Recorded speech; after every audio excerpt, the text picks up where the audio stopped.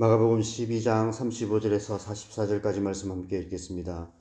예수께서 성전에서 가르치실새 대답하여 이르시되 어찌하여 서기관들이 그리스도를 다윗의 자손이라 하느냐. 다윗이 성령에 감동되어 친히 말하되 주께서 내 주께 이르시되 내가 내 원수를 내 발 아래에 둘 때까지 내 우편에 앉았으라 하셨도다 하였느니라.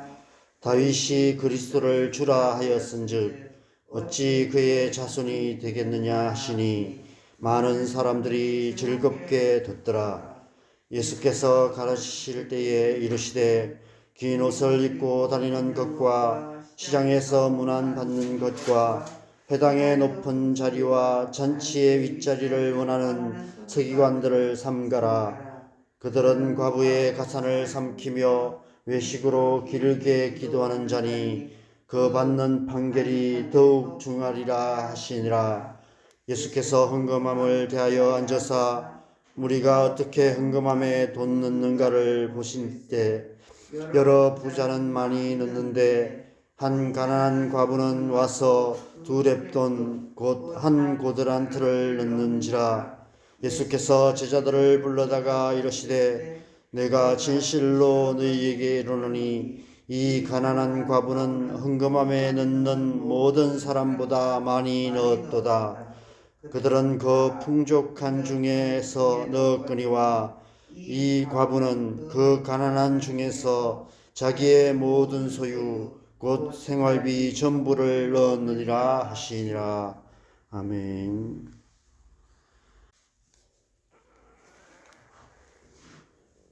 그 후에 감히 묻는 자가 없더라. 어제 본문인 34절 마지막 결론 말씀입니다. 예수님께서 예수님의 권위에 의문을 제기하는 모든 입을 다물게 만드셨습니다. 예수님의 권위가 하늘로부터 온 권위라는 사실을 모두가 인정할 수밖에 없었습니다. 그렇게 모든 입을 다물게 만드신 후에 오늘 본문에서는 예수님께서 성전에서 가르치시기 시작하셨다라고 말씀하고 있습니다. 어떤 의미일까요? 이 땅에 예수님의 통치가 시작된 것을 의미합니다. 하나님의 나라가 시작되었다는 것입니다. 그래서 공공연하게 다윗의 자손에 대해서 말씀하시는 것입니다. 예수님께서 다윗의 자손으로 성전에서 이스라엘 백성들을 온 땅을 통치하기 시작했다는 것이죠. 그래서 많은 사람들이 즐겁게 듣더라라고 말씀하고 있습니다. 오늘 본문은 예수님의 통치가 이 세상 권세 잡은 자들의 통치와 어떻게 다른지를 보여주고 있습니다. 이 세상의 통치는 큰 소리로 명령하고 단호하게 지시하고 거역할 수 없는 힘으로 억압하고 강요하고 통제하는 그런 힘의 통치입니다. 만약 그 통치에 굴복하지 않으면 더 큰 불이익을 당하게 됩니다. 그래서 두려움으로 어쩔 수 없이 굴복할 수밖에 없게 만드는 것이 세상의 권위고 세상의 통치 방식입니다. 그러나 예수님의 통치는 그렇지 않습니다. 예수님의 통치는 가르치심을 통해 이루어집니다. 37절 마지막에 보면 예수님의 가르치심을 많은 사람들이 즐겁게 들었다라고 말씀하고 있습니다. 여러분, 가르침은 우리의 마음을 움직입니다. 인격적인 것이죠. 마음으로 그 뜻을 깨닫게 하고 기꺼이 그 뜻을 따라 행하게 만드는 것입니다. 부모가 자녀를 참 양육하는 것이 쉽지 않습니다. 부모가 억압적이고 강압적이고 어떤 폭력을 행사하기도 하고 그렇게 억지로 통제하고 그렇게 해서 자녀를 억지로 끌고 갈 수는 있습니다. 그러나 가르치고 설득하고 계속해서 올바른 것이 무엇인지를 선택할 수 있도록 만들어가는 일은 쉽지 않습니다. 가르침이 필요한 것이죠. 마음으로 뜻을 깨닫게 되면 기꺼이 그 뜻을 따르게 됩니다. 이것이 옳구나 하는 것을 알게 되면 그렇게 할 수 있는 힘이 생기게 됩니다. 즐겁게 듣는다는 말이 그런 의미입니다. 달게 듣는다, 기쁘게 듣는다, 기분 좋게 듣는다, 이런 뜻입니다. 백성들이 지금까지 그렇게 강압적이고 억압적이고 통제적이던 그런 세상의 권세 아래 있다가 그 예수님의 가르치시는 권위 앞에 그냥 무릎 꿇고 앉아서 땅에 퍼질고 앉아서 예수님의 발 앞에서 즐겁게 듣고 있는 모습을 여러분 한번 상상해 보시기 바랍니다. 하나님의 나라가 그런 곳입니다. 하나님 나라는 두려움으로 억지로 끌려다니고 억지로 그렇게 행하고 억지로 끌려서 율법적이고 종교적인 행위로 살아가는 그런 나라가 아닙니다. 예수님의 가르치심을 마음으로 달게 받아 기쁘게 순종함으로 하나님의 뜻이 이루어지는 나라입니다. 신앙생활이 바로 그런 삶인 것이죠. 기쁘고 즐겁게 기꺼이 그렇게 행하는 것, 그것이 신앙생활입니다. 우리가 새벽마다 하나님의 말씀을 묵상하는 이 시간 또한 그런 시간인 줄 믿습니다. 진리의 성령께서 우리의 마음을 가르치셔서 기록된 말씀 속에서 하나님의 뜻을 깨닫게 되고 그 말씀을 마음으로 달게 받아 순종하는 삶을 살아감으로 우리의 삶에, 우리의 가정에, 우리 살아가는 이 땅에 하나님 나라를 이루어 가는 것입니다. 저와 여러분의 오늘 하루가 그런 하루 되기를 간절히 바랍니다. 그 후에 감히 묻는 자가 없고 많은 사람들이 즐겁게 듣더라. 마치 유치원에서 어린아이들이 선생님께서 들려주시는 재미있는 얘기에 귀를 쫑긋하면서 듣고 있는 것만 같습니다. 성전에 모여든 많은 사람들이 예수님의 가르침을 그렇게 즐겁게 듣고 있었습니다.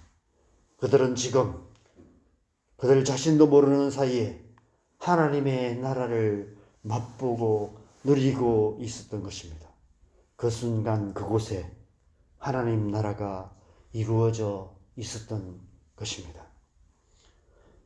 그러나 바로 다음 절에 하나님 나라의 이 즐거움, 하나님 나라의 이 기쁨, 하나님 나라의 이 아름다움을 깨는 말씀이 기록되어 있습니다. 멀찍이 서 그 모습을 못마땅한 얼굴로 지켜보는 무리들이 있었던 것입니다. 예수님의 권위가 하늘로부터 온 권위라는 사실이 분명해졌음에도 불구하고 끝내 그 권위를 인정하지 않고 거역하는 자들이 있었다는 것입니다. 그들이 누구입니까? 38절에서 40절에서 예수님께서 그들을 이렇게 표현하고 있습니다. 긴 옷을 입고 다니는 것과 시장에서 문안받는 것과 회당의 높은 자리와 잔치의 윗자리를 원하는 서기관들, 과부의 가산을 삼키며 외식으로 길게 기도하는 자들이라고 말씀하고 있습니다. 대제사장들과 서기관들과 바리새인들을 포함한 유대사회의 지도층들을 말하는 것입니다. 그들은 결코 예수님의 권위를 인정할 수가 없었습니다. 왜 그럴 수 없었을까요? 지금 자신들이 차지하고 있는 기득권을 포기하고 싶지 않았기 때문입니다. 지금 자기들이 앉아있는 그 자리에서 내려오고 싶지 않았기 때문입니다. 예수님의 통치 방식이 자신들의 통치 방식과 너무 달랐기 때문입니다. 예수님의 통치 방식을 인정한다면 자신들의 통치 방식을 포기해야 되고, 그러면 자신들이 차지하고 있던 그 자리를 더 이상 차지할 수 없을 것이 뻔했기 때문입니다. 긴 옷을 입고 거들먹거리며 길을 갈 때도 일부러 시장 한가운데로 지나가면서 사람들이 굽신거리며 문안하는 것을 받는 것, 그것을 즐거워하며 그것이 삶의 기쁨이었던 그런 자들이었습니다. 언제나 회당의 높은 자리, 잔치의 윗자리에 앉기를 즐겨했던 그런 자들이었습니다. 어떻게 그 자리를 포기하고, 어떻게 그 자리까지 올라왔는데 어떻게 그 자리를 포기하고 내려올 수 있었겠습니까? 그들은 더 이상 감히 예수님의 권위에 의문을 제기할 수는 없었습니다. 그렇다고 예수님의 권위를 인정하고 예수님의 발 앞에 앉아서 예수님의 가르침을 받기를 절구하지도 않았습니다. 예수님의 가르침은 그들이 원하는 가르침이 아니었기 때문입니다. 그들이 예수님의 권위를 인정할 수 없었던 더 큰 이유가 그 다음 말씀에 있습니다. 41절에서 44절까지 말씀해 보면 예수님께서 헌금함에 겨우 2렙돈을 넣은 과부를 많은 돈을 넣은 부자들보다 더 칭찬하십니다. 렙돈은 당시 통용되는 동전 중에서 가장 작은 단위의 동전이라고 합니다. 오늘날로 말하면 10원짜리, 100원짜리 동전인 것이죠. 요즘 10원짜리나 100원짜리 동전으로 헌금하는 사람은 아무도 없을 것입니다. 어린아이들이 용돈으로도 안 받습니다. 심지어 길에 떨어져 있어도 잘 줍지도 않는 것이 10원짜리, 100원짜리입니다. 그런데 43절 하반절에 보면 예수님께서 동전 몇 푼을 헌금한 그 과부를 이렇게 극찬하십니다. 이 가난한 과부는 헌금함에 넣는 모든 사람보다 많이 넣었도다. 앞에 보면 40절에서 예수님께서 대제사장들과 서기관들을 과부의 가산을 삼키는 자라고 칭하셨습니다. 그러한 자들이 겨우 2렙돈을 헌금함에 넣은 그 가난한 과부를 어떤 눈으로 바라보았을까요? 그런 과부가 와서 헌금함에 넣을 때마다 얼마나 날카로운 눈으로 그들을 바라보았을까요? 겨우 저걸 넣냐고, 겨우 그걸 넣으려고 여기까지 왔냐고, 차라리 오지 말라고 그렇게 부대접했을 것입니다. 아마 이 과부는 한 번도 따뜻한 눈으로 바라보주는 눈빛을 경험해 본 적이 없었을 것입니다.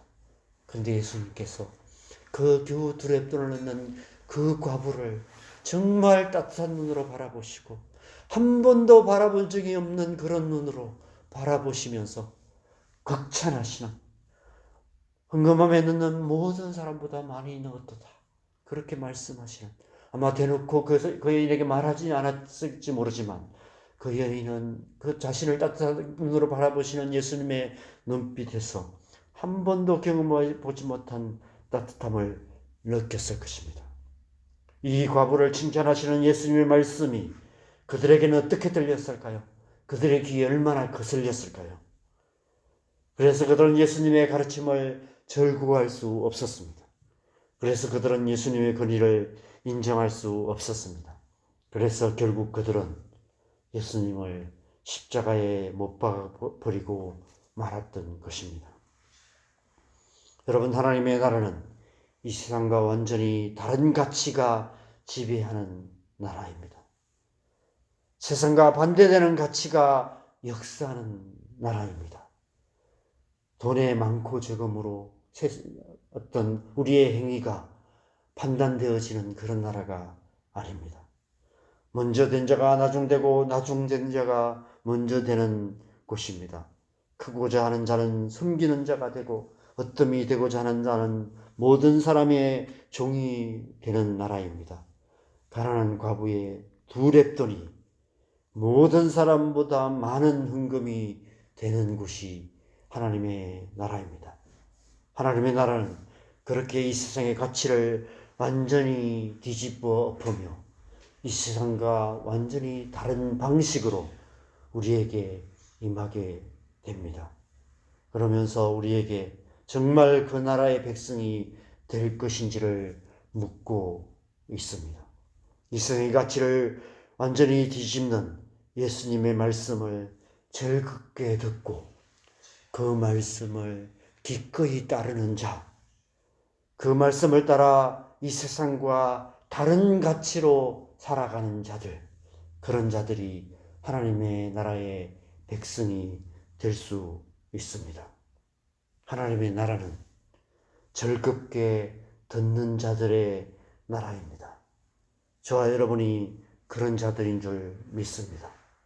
오늘 하루도 우리가 하나님의 백성으로서 하나님의 말씀을 즐겁게 듣고 그 말씀을 달게 마음으로 받아서 오늘 하루도 그 말씀 따라서 세상과 완전히 다른 가치로 살아감으로 하나님의 나라를 이루어가는 저와 여러분 되시기를 주님의 이름으로 간절히 축원합니다. 함께 기도하겠습니다. 여러분, 우리는 오랫동안 세상의 가치 속에 살아왔습니다. 우리도 모르게 깊이 배어 있는 세상의 가치가 간이 우리 안에 있습니다. 세상의 삶의 방식들이 있습니다. 그래서 우리도 살아가는 삶 속에 우리도 알지 못한 채 그렇게 말하고 그렇게 행하고 그렇게 반응하는 그런 모습들이 많이 있습니다. 그래서 우리가 하나님의 말씀을 더 깊이 묵상해야 하는 것입니다. 하나님의 말씀 앞에서 우리 안에 잘못 배워온, 잘못 가르침 받아온, 잘못 세워져 있는, 잘못 길들여져 있는 세상의 통치 방식, 세상의 가치, 그런 것들이 깨어지고 하나님의 말씀을 즐거이 듣고 하나님의 말씀을 따라 즐거이 행하고 그렇게 하나님의 말씀 따라 살아가는, 하나님의 가치로 살아가는 하나님의 백성의 삶이 되어야 될 줄 믿습니다. 오늘 하루도 우리가 하나님의 음성에 귀 기울이고 우리가 즐겁게 주님의 뜻에 순종해가는 그런 하루 될 수 있도록 오늘 하루 우리의 삶을 주님 앞에 올려드리며 주님의 은혜를 구하면서 함께 기도했으면 좋겠습니다. 기도하겠습니다.